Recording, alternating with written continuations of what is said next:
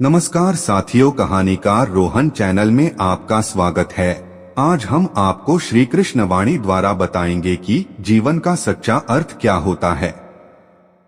जो भी लोग भगवान श्री कृष्ण को अपना जीवन मार्ग मानते हैं वो कमेंट में श्री कृष्ण अवश्य लिखे। तो चलिए वीडियो को शुरू करते हैं। बहुत समय पहले की बात है। हस्तिनापुर का राजकुमार अर्जुन अपने जीवन के सबसे कठिन समय से गुजर रहा था।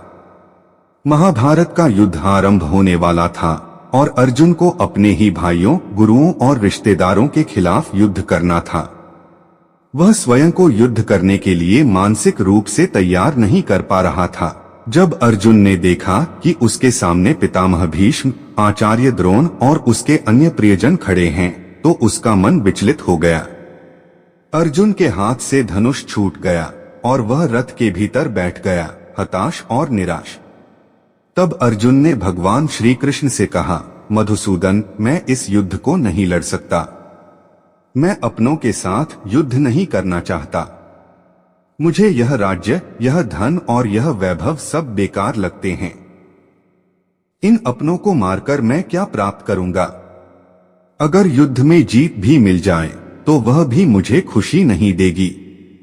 भगवान श्री कृष्ण ने अर्जुन के इस संदेह को सुना और उसकी ओर देखा। अर्जुन के मन की दशा को समझते हुए भगवान श्री कृष्ण ने उसे समझाना आरंभ किया। उन्होंने अर्जुन से कहा, पार्थ, यह समय कमजोर पड़ने का नहीं है। तुम क्षत्रिय हो और तुम्हारा कर्तव्य धर्म की रक्षा करना है। अगर तुम अपने कर्तव्य से विमुख होते हो तो न केवल समाज का बल्कि तुम्हारा स्वयं का भी अहित होगा। भगवान श्री कृष्ण ने अर्जुन को कर्मयोग का उपदेश दिया। उन्होंने कहा, कर्मण्येवाधिकारस्ते मा फलेषु कदाचन, अर्थात तुम्हारा अधिकार केवल कर्म पर है, फल पर नहीं। हमें कर्म करते समय उसके परिणाम के बारे में चिंता नहीं करनी चाहिए। जब कोई व्यक्ति फल की चिंता में पड़ता है तो उसका ध्यान भटकने लगता है और वह पूरी निष्ठा से अपने कर्तव्य का पालन नहीं कर पाता।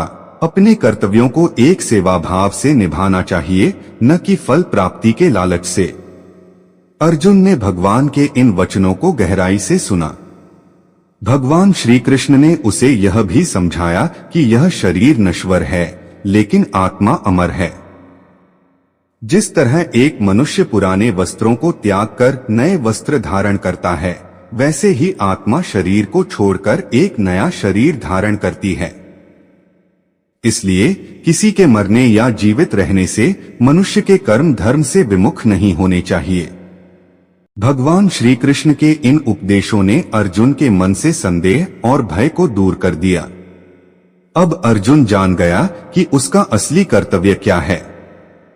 उसने समझ लिया कि उसे अपने कर्तव्य को निभाते हुए धर्म की रक्षा करनी है, चाहे इसके लिए उसे कितना भी त्याग क्यों न करना पड़े। श्री कृष्ण ने उसे यह भी सिखाया कि किसी भी परिस्थिति में हमें अपने उद्देश्य को नहीं भूलना चाहिए। अगर हम अपने उद्देश्य के प्रति निष्ठावान रहते हैं तो जीवन की हर कठिनाई को पार कर सकते हैं। अर्जुन ने भगवान श्री कृष्ण की बातों को गहराई से आत्मसात किया और दृढ़ता के साथ अपने गांडीव को उठा लिया। अब उसमें किसी भी प्रकार का डर या संदेह नहीं था। वह भगवान श्री कृष्ण के उपदेशों के अनुसार कर्मयोगी बन चुका था। अर्जुन ने धर्म की रक्षा के लिए युद्ध किया और अपनी पूरी शक्ति और निष्ठा के साथ कर्तव्य का पालन किया। युद्ध समाप्त हुआ और अर्जुन को विजय प्राप्त हुई। लेकिन अब वह पहले जैसा नहीं रहा। वह जान चुका था कि सच्चा सुख और संतोष फल में नहीं बल्कि कर्म में है। अर्जुन अब एक सच्चे कर्मयोगी बन चुका था जिसने फल की चिंता किए बिना केवल अपने कर्तव्यों का पालन किया था। महाभारत का युद्ध तो खत्म हो गया, लेकिन भगवान श्री कृष्ण के उपदेश अर्जुन के दिल में बस गए। अब वह किसी भी परिस्थिति में कभी विचलित नहीं होता, क्योंकि उसे अपने जीवन का सच्चा मार्ग मिल चुका था। भगवान श्री कृष्ण के उपदेश हमें सिखाते हैं कि जीवन में हर इंसान का एक कर्तव्य होता है और उसे निस्वार्थ भाव से निभाना ही सच्चा धर्म है। फल की चिंता से मुक्त होकर जो अपने कर्तव्य का पालन करता है वही वास्तविक सुख और शांति प्राप्त करता है। चाहे जीवन में कितनी भी कठिनाइयां आएं, एक सच्चे कर्मयोगी की तरह हमें अपने कर्म पथ पर अडिग रहना चाहिए। आइए एक और कथा के माध्यम से जानते हैं जीवन का सच्चा अर्थ। प्राचीन समय की बात है। एक नगर में देव नाम का युवक रहता था। वह बहुत मेहनती था और अपने काम में निपुण भी, लेकिन हर बार किसी न किसी कारण से वह अपने कार्य में सफल नहीं हो पाता था। बार बार असफल होने से देव का आत्मविश्वास टूटने लगा। वह निराश रहने लगा और उसे लगने लगा कि जीवन में उसके लिए कोई उद्देश्य नहीं है।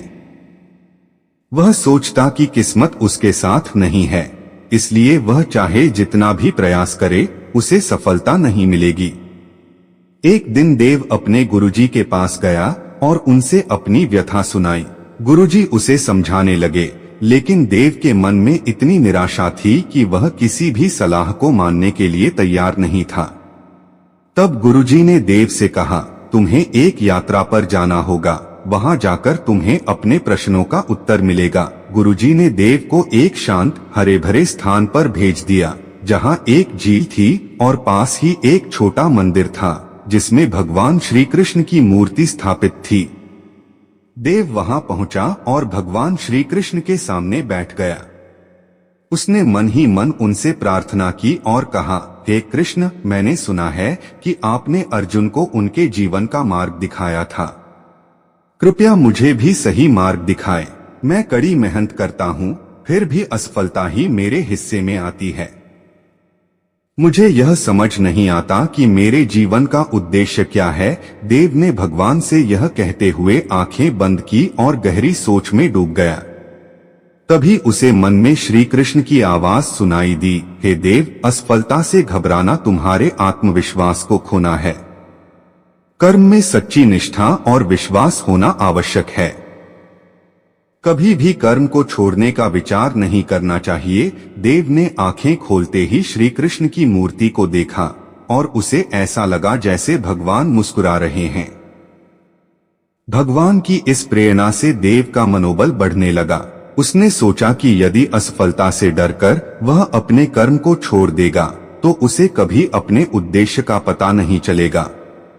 श्री कृष्ण ने उसे यह सिखाया कि हर व्यक्ति का कर्म ही उसका धर्म है। जब हम किसी कार्य में असफल होते हैं तो इसका अर्थ यह नहीं कि हम असमर्थ हैं, बल्कि इसका अर्थ यह है कि हमें अपने प्रयास में और सुधार की आवश्यकता है। देव ने यह तय कर लिया कि अब वह मेहनत और लगन से अपने कार्य में जुटेगा, चाहे कितनी भी असफलताएं क्यों न आए। वह निडर होकर अपने काम में लगा रहा। हर बार असफलता मिलने पर उसने अपने कार्य में कुछ नया सीखा और अगले प्रयास में वह गलतियां नहीं दोहराई। धीरे धीरे उसकी मेहनत का फल उसे मिलने लगा। वह न केवल अपने कार्य में सफल हुआ, बल्कि उसका आत्मविश्वास भी बहुत बढ़ गया। समय बीतता गया और अब देव का जीवन बदल गया। उसकी कड़ी मेहनत, आत्मविश्वास और निष्ठा के कारण लोग उसे सम्मान की दृष्टि से देखने लगे। उसने खुद को एक ऐसा व्यक्ति बना लिया जो अपने जीवन में किसी भी असफलता से डरता नहीं था और हर चुनौती का सामना साहस से करता था। उसने श्री कृष्ण के उपदेश को अपने जीवन का हिस्सा बना लिया और अपने कर्म में सच्ची निष्ठा और समर्पण को अपनाया। इस कहानी से हमें यह सीख मिलती है कि असफलता से घबराने की बजाय हमें अपने कर्म पथ पर दृढ़ रहना चाहिए। भगवान श्री कृष्ण का संदेश है कि हमें अपने कर्म के प्रति सच्ची निष्ठा और आत्मविश्वास बनाए रखना चाहिए। जीवन में कितनी भी कठिनाइयां आएं, अगर हम धैर्य और आत्मविश्वास के साथ अपने प्रयासों में लगे रहते हैं तो सफलता निश्चित ही प्राप्त होती है। आज की कहानी में बस इतना ही। मिलते हैं एक और नई वीडियो में भगवान श्री कृष्ण की और ऐसी रोचक कहानियां सुनने के लिए हमारे चैनल को सब्सक्राइब करें। जय श्री कृष्ण।